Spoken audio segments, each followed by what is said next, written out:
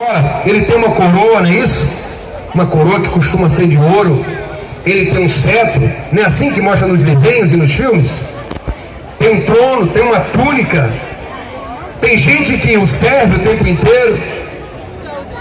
E quando o povo de Jerusalém, as crianças, as mulheres, as pessoas que não conheciam Jesus pessoalmente, porque naquela época não existia rede social, não tinha Orkut, não tinha Facebook, não tinha MSN, você ainda lembra disso?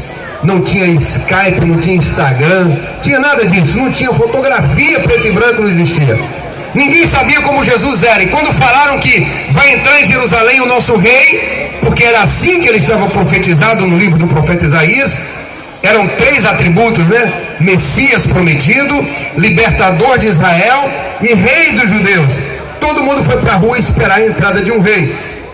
E quando Jesus aparece montado um jumento. Foi uma decepção para os fariseus, porque os fariseus sempre se deixam levar pelas aparências, né? Procuram ter aparência, seguiam sempre por isso. E quando eles olharam para Jesus montado naquele jegue, eles pensaram: mas que rei coisa nenhuma. Como é que um rei vai entrar na capital montado num jumento?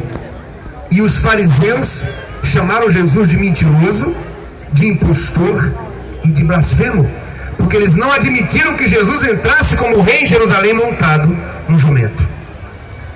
Naqueles dias, o homem mais temido em toda a terra, inclusive também lá em Israel, era um homem, um romano chamado César Augusto, que por onde ele passava saía dominando os países pela frente com o exército dele. E nessa caminhada louca dele de conquistar os países pela frente, ele não poupou nem mesmo Israel.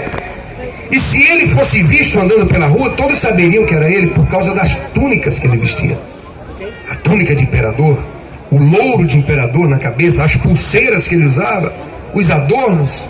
Todos saberiam que era César Augusto, o imperador romano, o homem mais temido, por causa da aparência dele.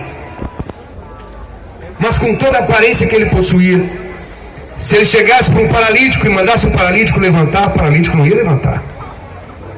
Ele podia chegar e falar: olha, paralítico, eu sou César Augusto, imperador romano, e em nome de Roma eu te digo, paralítico, levanta e anda. O coitado do paralítico, morrendo de medo, ia tentar se levantar, e quantas vezes tentasse, ia cair, porque por mais que ele tivesse aparência, ele não tinha poder.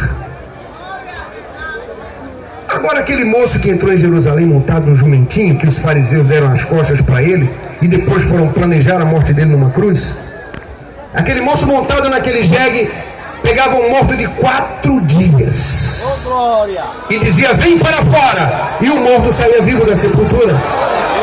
Então quem tinha mais poder, César ou Jesus? Era Jesus. Mas Jesus não estava nem aí para a aparência, e foi essa lição que ele deixou para a gente. Porque estava entrando em Jerusalém o maior rei que já pisou na face dessa terra. Glória! Mas somente as pessoas simples que se aproximaram dele foi que perceberam a glória que havia naquele moço montado naquele jumentinho. Naquele dia, Jerusalém se dividiu em 2. Uma parte que olhou para Jesus montado no jumento e disse: não é rei. Deram as costas e foram embora. A outra parte resolveu, talvez até por curiosidade, que curioso tem tudo que é lugar, mas resolveram se aproximar. E quando se aproximaram de Jesus, tal era a glória que saía do rosto de Jesus, do semblante de Jesus, que essas pessoas diante dele só conseguiam olhar para ele, abrir a boca e dizer: Hosana, Hosana, Hosana ao que vem em nome do Senhor. Mas para reconhecer Jesus, tem que querer chegar perto dele. Mesmo que ele não pareça rei, ele é. Essa música se chama O Meu Rei e vai falar dessa entrada de Jesus na cidade de Jerusalém.